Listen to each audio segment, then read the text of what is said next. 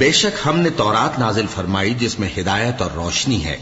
اسی کے مطابق انبیاء جو اللہ کے فرما بردار تھے یہودیوں کو حکم دیتے رہے ہیں، اور مشائخ اور علماء بھی،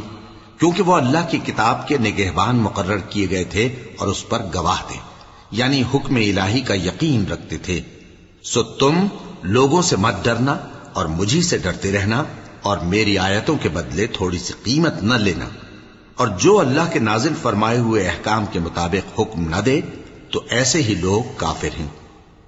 اور ہم نے ان لوگوں کے لیے تورات میں یہ حکم لکھ دیا تھا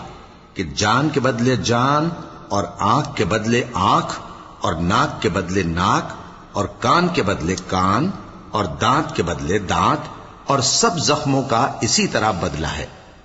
اب جو شخص بدلہ معاف کر دے وہ اس کے لیے کفارہ ہوگا، اور جو اللہ کے نازل فرمائے ہوئے احکام کے مطابق حکم نہ دے تو ایسے ہی لوگ بے انصاف ہیں۔